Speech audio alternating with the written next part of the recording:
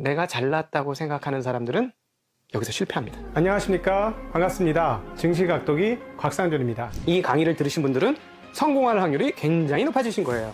여러분이 투자하신 시간과 가치가 여러분에게 실질적인 노후를 보장하는 수단으로 돌아올 것이라고 저는 믿습니다. 이거 우리끼리 비밀입니다. 이거 딴 데 가서 말씀하지 마세요. 이런 강의하는 사람 거의 아마 제 생각에는 없을 것 같아요. 이건 실전을 해본 사람만 아는 얘기예요.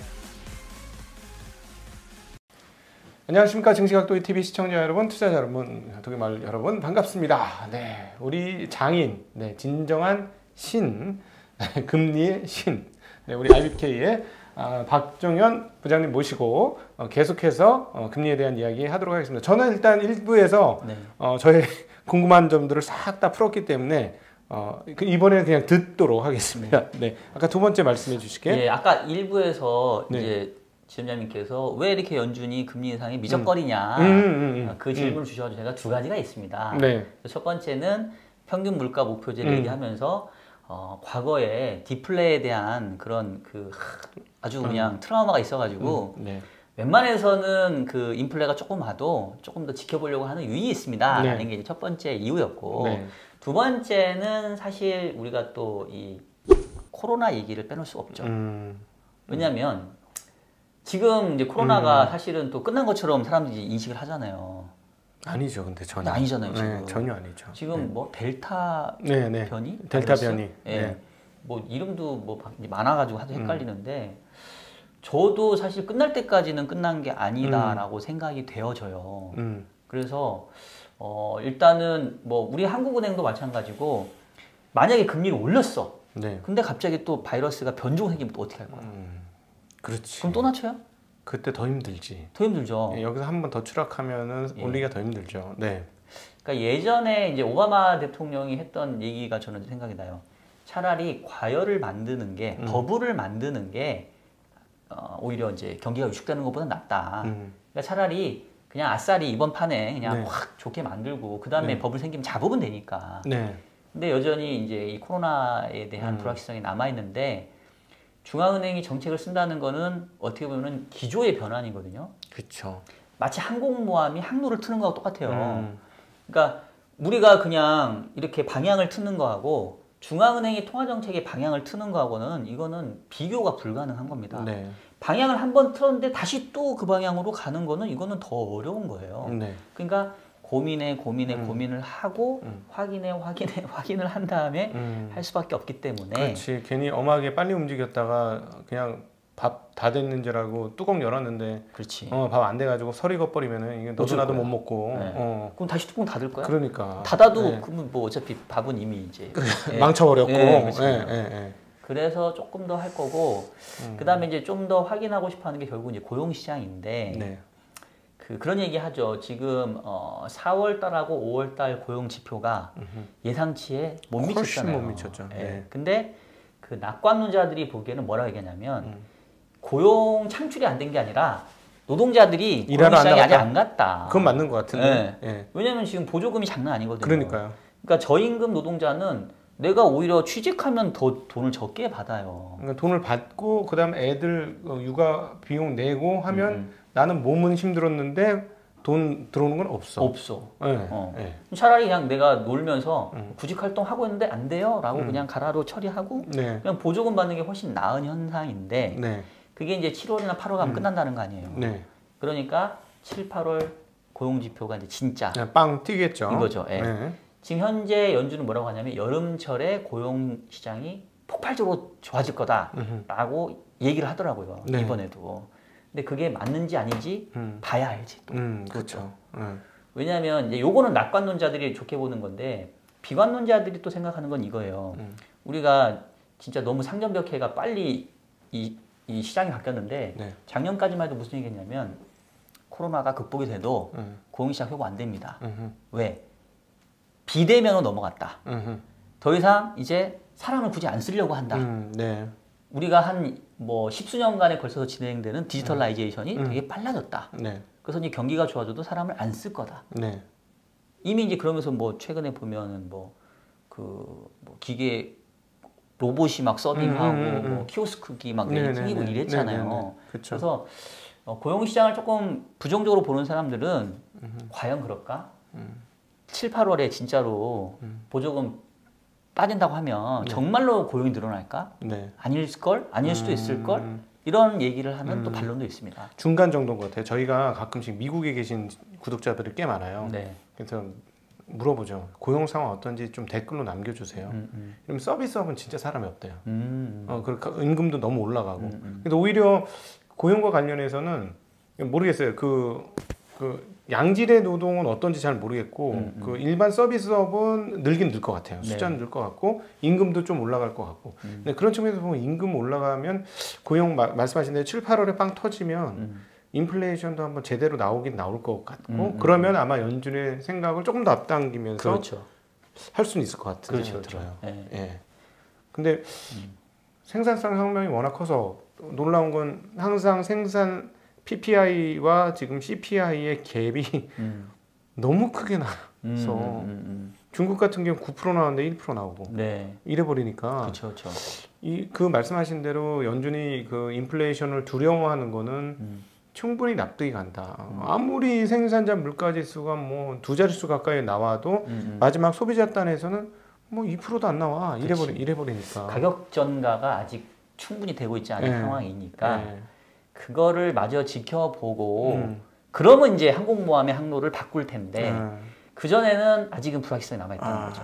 그러면 이제 연말에 이제 고용 터지고 그다음에 자동차도 신차가 막 이제 반도체 값도 올라오고 그래서 좀 가격을 높여서 불러가지고 높아지고 그다음 유가 계속 올라 있는 상황이고 이러면 진짜 하반기 한 7, 8월 달은 확연한 인플레이션 지표들이 확인이 되면서 연준이 테이퍼링 이제는 할게 하는 얘기를 할 수는 있겠네요. 그렇죠. 그러니까 이제 그래서 시기적으로 보면은 지금 8월 26일에서 28일까지인가가 잭슨 미팅이고 미팅. 그 다음에 이제 9월 언제 또 FOMC가 있어요. 그러니까 지금 뭐 이제 컨센서스가 이미 됐는데 아까 얘기했던 것처럼 7, 8월 지켜보고 8월 잭슨홀 미팅에서 이제 항상 중요한 통화 정책에 대한 뭔가 변화들을 이제 그때 얘기를 했으니까 하고 실질적으로 9월 FOMC에서 테이퍼링을 공식적으로 선언하고 그 다음에 실제 테이퍼링이 시작되는 시기는 이제 내년 1월 뭐 이렇게 되지 않겠냐라는 게 이제 제 개인적인 전망입니다. 그럼에도 확실히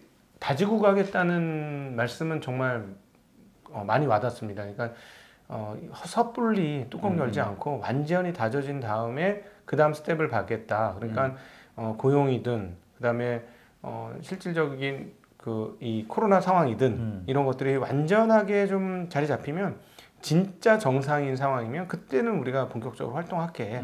지금 뭐가 먼저 어떻게 터질지 모르는 상황이 아직은 일단 좀 확인하자.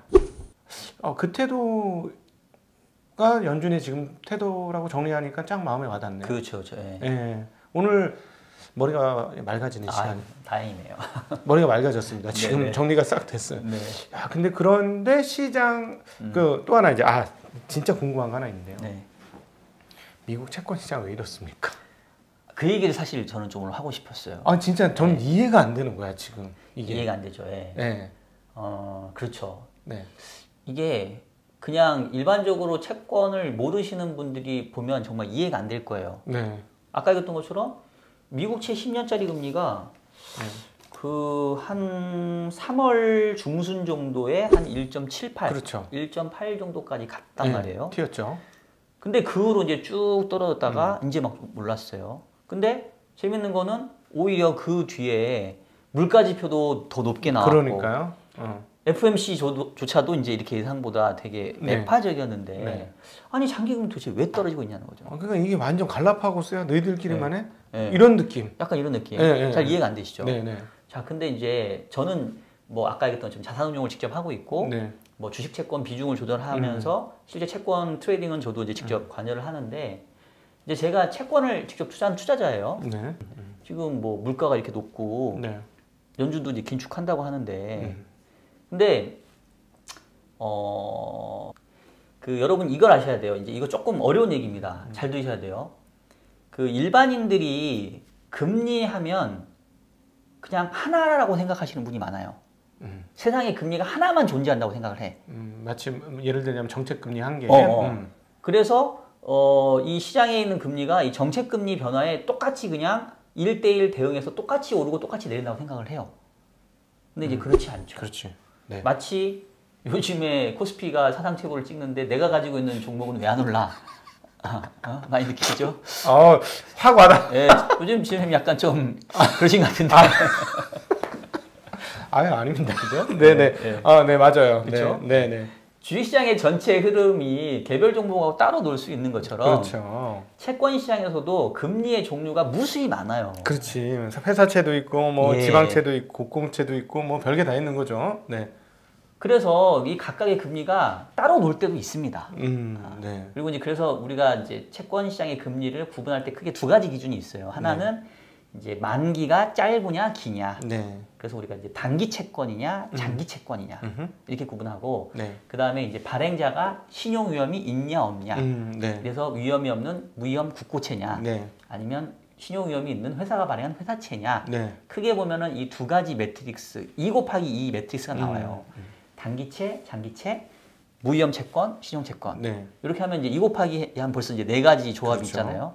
근데 이제 뭐 만기가 뭐 1년부터 30년, 그렇지. 50년까지 있으니까 이제 그렇게 따지면 훨씬 더 촘촘히 그렇죠. 많겠죠. 주르륵 있으니까. 이 엄청나게 많은 금리가 똑같이 움직이냐는 거예요. 안 움직여요. 그렇죠. 그리고 각각의 금리를 결정하는 결정 변수들이 다 다릅니다.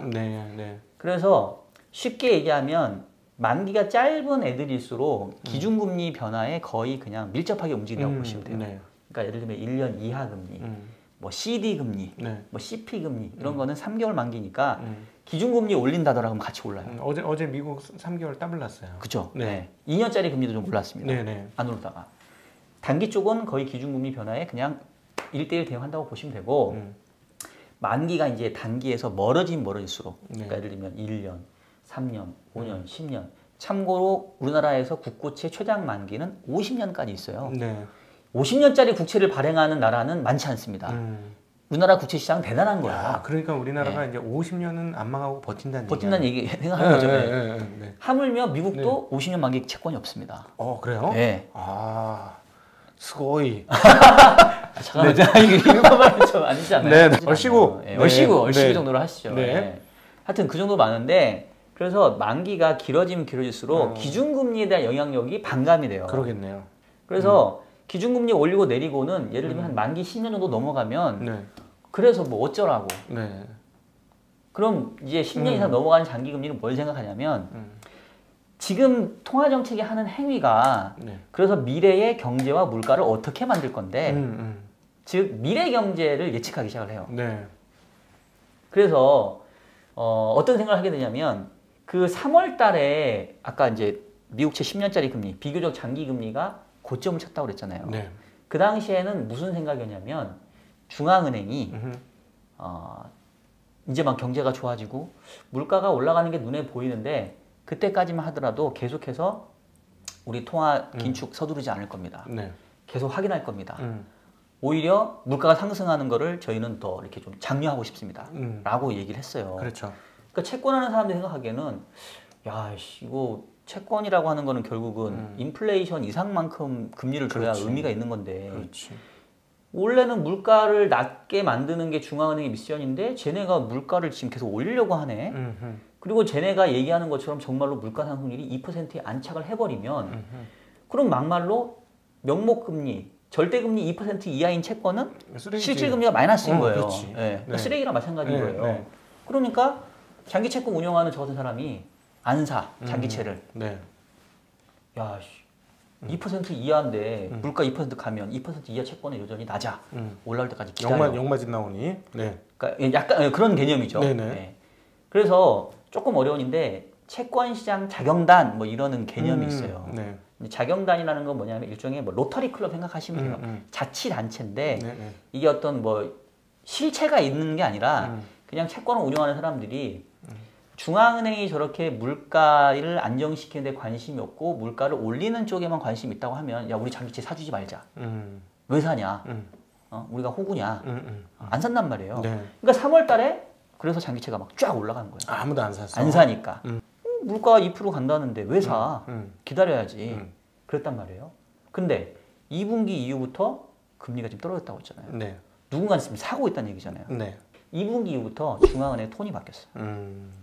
여러분 기억하실지 모르겠지만 옐런 의장이 먼저 금리를 조금 올리는 것도 나쁘지 않다. 여기저기 다 유리하다. 그 얘기했던 거 기억나시죠? 네. 중앙은행 스탠스가 그 전까지만 하더라도 경기 좋아져도 긴축 서두르지 않겠다였다가 먼저 옐런 의장이 그러니까 재무장을 먼저 치고 나갔어. 약간 좀 이러면 안 돼. 반칙인데. 아니 이게 위치가 바뀐 거 아닙니까? 그렇죠. 그죠. 재무장관은 인플레이션 허용해요 이러는 거고 연준에서 아니요 우리는 금리 올리는 게 정부에게 좋습니다. 이렇게 얘기해야 되는 건데 거꾸로 된 거죠 입장이. 그렇죠. 네. 그러니까 이게 사실 옐런이 이제 자기가 연준장 했으니까 내가 선배야. 약간 그런 것 같아요. 원래 하면 안 되는데. 그러니까.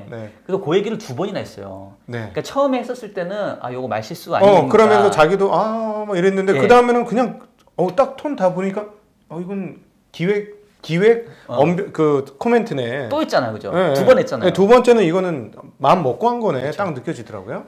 그러면서 실질적으로 이제 연준 스탠스가 바뀌었잖아요. 그러니까 그 얘기는 뭐냐면 이제 중앙은행이 물가 걱정하기 시작했네.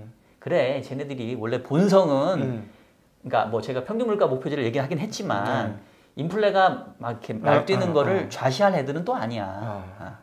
그리고 이제 기저효과상에서 2분기가 물가의 피크아웃이라는 거를 이제 채권하는 채권쟁이들은 다 알아요.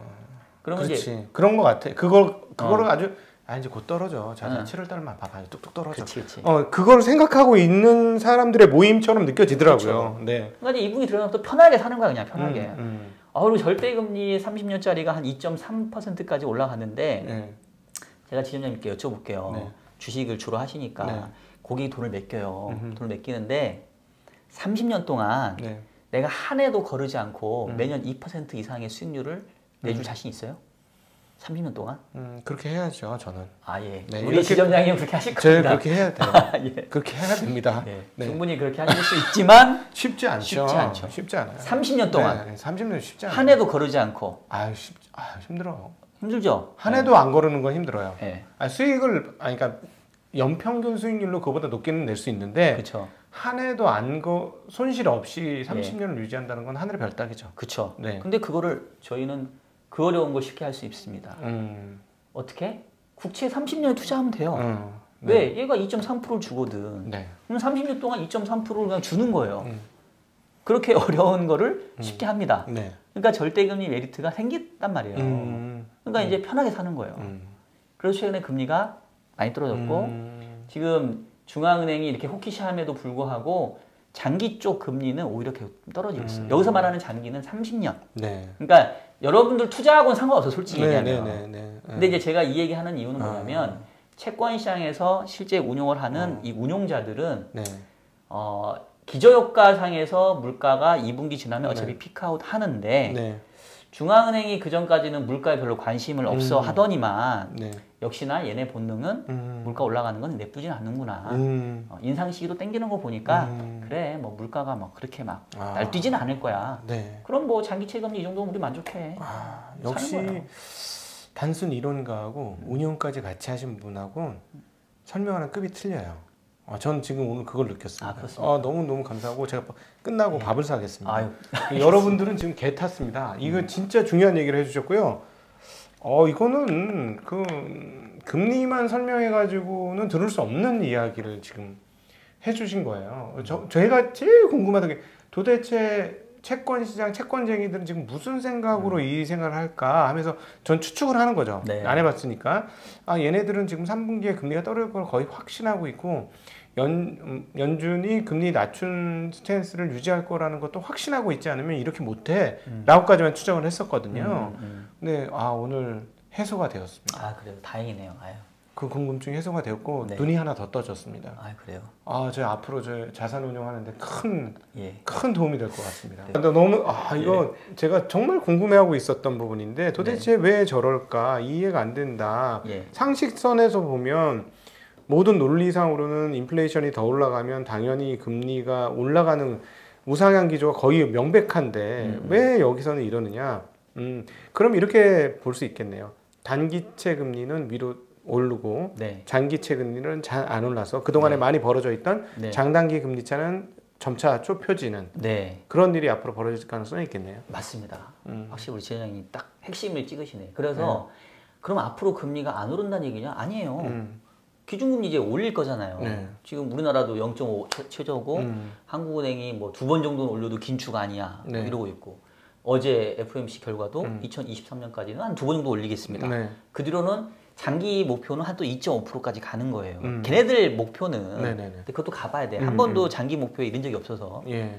그러니까 어쨌든 이제 기준금리 인상이 곧 시작이 될 텐데 그러면 그때 올라가는 금리는 기준금리와 밀접하게 연관되어 있는 단기 쪽 금리는 조금 더 올라갈 여지가 있는데 저 뒤쪽에 10년 이상, 20년 이상, 30년 이상에 있는 금리는 이제 그러면 지금 이제 금리를 올리면 10년 뒤에는 경제가 어떻게 될까를 고민하는 금리는 결국 금리를 올린다는 얘기는 10년 뒤에는 지금보다는 경제가 조금 둔화되겠네.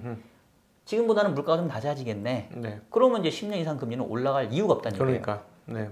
그러다가 네. 오히려 금리 인상이 과해지면 사실 이제는 금리가 너무 바닥이기 때문에 한두 번 뭐 두세 번 올려도 사실 경제에 충격을 안 주는데 만약에 금리를 계속 올리면 네. 가랑비에 옷 젖듯이 이게 통화정책이 그런 거예요. 가랑비예요. 네. 내가 처음에는 가랑비 맞아도 뭐 털면 되고 별로 상관없는데 지나놓고 보면 흠뻑 젖죠. 네, 그렇죠. 그런데 흠뻑 젖는 그 티핑 포인트가 언제냐라는 거를 기가 막히게 암시하는 게 바로 장단기 금리 스프레드. 그래서 제가 창피하긴 한데 금리는 경제의 미래를 알고 있다라는 책에 그 내용이 나와요. 아, 참고로 이거 한 100권 팔린다고 이렇게 삶이 그렇게 윤택해지는 게 아니라는 거 다시 한번 말씀드립니다. 상관은 있는데 윤택해지지 않아요. 네. 한 10,000권 팔리면 한 방에 10,000권 팔리면 좀 윤택해진다. 그죠? 네.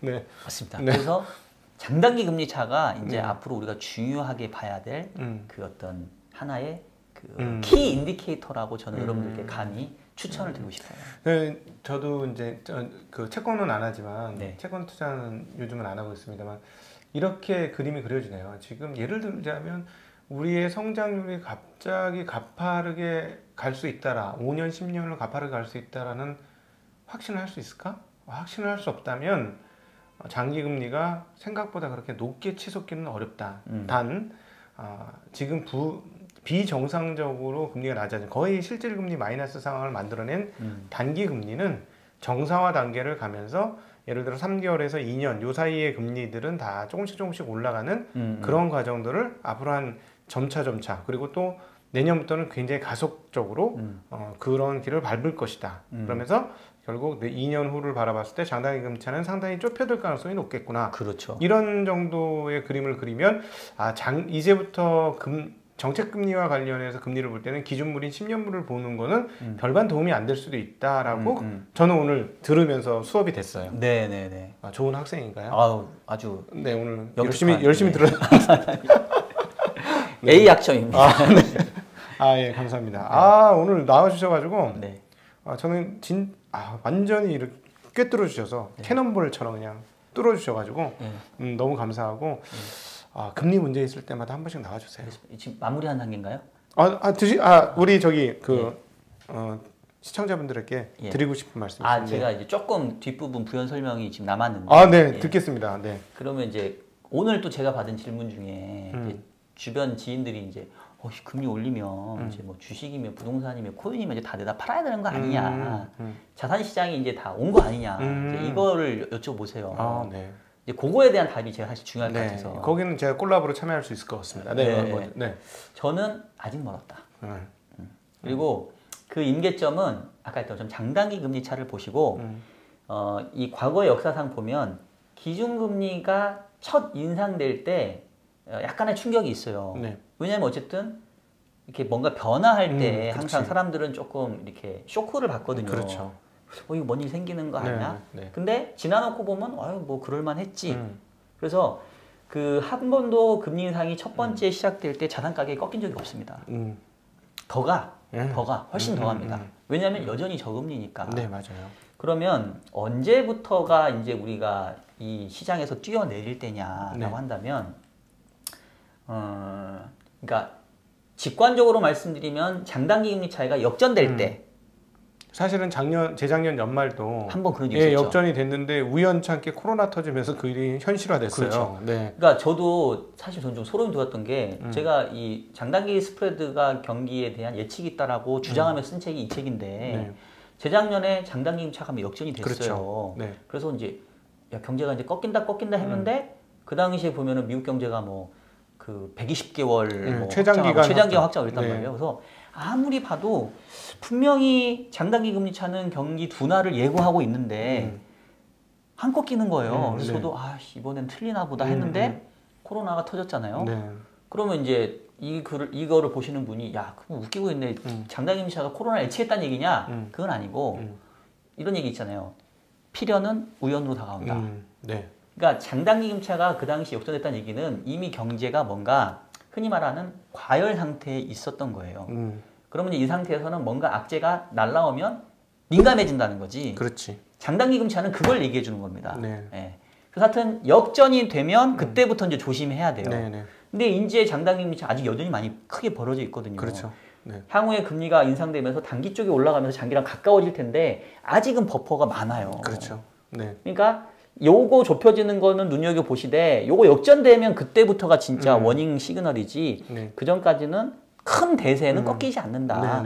그 얘기를 드리고 싶고 그러면 이제 요게 언제 역전이 됩니까? 라고 하면 잘 들으셔야 됩니다.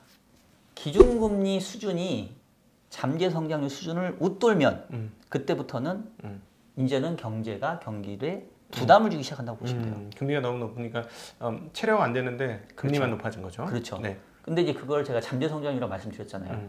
즉 우리가 힘껏 해서 성장할 수 있는 수준이 지금 아마 추정하면 한 1% 후반 정도 나올 거예요. 네. 미국도 지금 한 1.8 정도 장기 평균 잡는 거 보니까. 그러니까 이제 뭐 조금 더 버퍼를 둔다고 한다면 한 1% 중반 정도 금리 수준까지는 제가 봤을 때는 이제 저 전라도 사람인데 암시랑도 안 씁니다. 네. 그때까지는 암시랑도 아니요. 뭐 걱정하지 마요. 그 전까지는 그냥 뭐 이렇게 조금 막 좀 심리적으로 부담되지만 경제에 부담을 준 정도는 아니에요. 근데 이제 그 이상을 넘어가면 이제는 부담을 줄 거고 그 이상의 기준금리가 올라가게 되면 장기금리가 이제 오히려 꺾여 내려올 거예요. 그래서 그때까지는 아직 시간이 있으니까 좀 더 보시라. 그래서 뭐 그저까지는 아직은 좀 시간이 더 있다. 그 얘기를 제가. 저는 이제 주식쟁이로서 요즘 오늘 소감을 말씀드리면 차라리 금리를 좀 빨리 올려서 과열되는 걸 좀 막아주면 굉장히 이 장이 호황장이 좀 길게 가겠구나. 저희가 말하는 2, 3년 이상짜리의 호황장이 올 수도 있겠구나. 이런 하면서 너무 저렇게 머뭇머뭇하지 않았으면 좋겠다는 생각도 들었어요. 저는 오늘. 사실 그 장이 지난 사이클이었어요. 아까 우리 얘기했잖아요. 지난 사이클에 미국 경제가 호황 국면이 역대 최장기를 지나갔잖아요. 왜냐하면 그때가 뭐 흔히 말하는 골디락스. 그러니까 중앙은행 입장에서 굳이 긴축을 서둘러 할 필요가 없었던 상황. 그리고 뭐 이렇게 뭔가 버블도 크지 않았던 상황. 그러니까 이제 장기 호황 국면이 길어졌고 금리도 굳이 높지 않게 가져갔던 거거든요. 그렇죠. 그러니까 요번에도 이제 그렇게 갈 거냐 말 거냐가 이제 관건인데 이제 뭐 유가라든가 이제 이런 변수들을 좀 우리가 좀 살펴봐야 되겠죠. 네, 그렇죠. 네. 오늘 여러분 정말 개타셨습니다. 이거는 정말 값어치로 따지면 값을 매길 수 없는 카운틀리스한 그런 강의를 여러분 들으셨고 정말 오늘 사전에 사실은 질의 하나도 안 드렸고요. 약간 제가 버벅버벅하는 거 보셨죠? 그냥 궁금한 것들 여쭙고 뭐 듣고자 했는데 역시 제가 항상 느끼지만 내공이 출중하신 분들은 아무 때나 어떤 상황에서도 정확하게 세상을 파악하고 얘기해 주실 수 있다는 게 진짜 고수의 오늘 향기에 흠뻑 취하는 그런 시간이었습니다. 아닙니다. 오늘 나와주셔서 너무 감사하고요. 다음부터 제가 모시면 꼭 좀 나와주십시오. 저 홍보 하나 더 드리겠습니다. 그럼요. 네, IBK 보험 좀 사주세요. IBK 보험. 네. 제가 이제 저도 그 유튜브 채널을 운영을 하고 있거든요. 그러세요? 네. 금퇴연구소라고. 퇴연구소. 은퇴가 아니고 금퇴. 그렇죠. 금칠한 은퇴족이 되자. 그래서 이제 제가 뭐 나름 우리 퇴직연금 운영 직접 하는 포트폴리오도 공개하고 요즘 바빠서 영상 많이 못 올리는데 아마 이제 조만간 우리 지점장님도 출연을 해주실 거죠? 그럼요. 가겠습니다. 그럼요. 제가 또 IRP의 수익률 1등. 그렇죠. 좋은 말씀 해주셨겠고 뭐 각도기 TV 사실 처음 왔는데 저희 회사랑 또 다행히 가깝고 하니까 자주 불러주시면 저도 와서 좋은 말씀 많이 드리도록 노력하겠습니다. 진짜 오늘 너무 주옥 같은 시간이라서 사실은 제가 우리 구독자분들한테 감사드리는 건 뭐냐면 여러분 덕분에 오늘 제가 많이 배우는 시간이었어요. 아유. 네, 너무 그래서 감사하고 종종 나와셔서 이렇게 이게 뭐냐면 우리 투자자분들한테 드리고 싶은 말은 버핏은 금리 베이스로 모든 걸 했습니다. 금리 알아야 돼. 금리 베이스를 안 깔면 장기적으로 훌륭한 투자가 되기 어려워요. 제가 보기에는. 그래서 우리 박종현 부장님을 통해서 우리가 라이크 버핏 될 수 있으니까 그렇게 하는 토대를 좀 앞으로도 종종 깔아주셨으면 하는 부탁을 드리면서 네. 오늘 투자 인사이트 박종현 부장님과 함께한 시간 마치도록 하겠습니다. 함께해 주셔서 진심으로 감사드립니다. 네, 고맙습니다. 고맙습니다.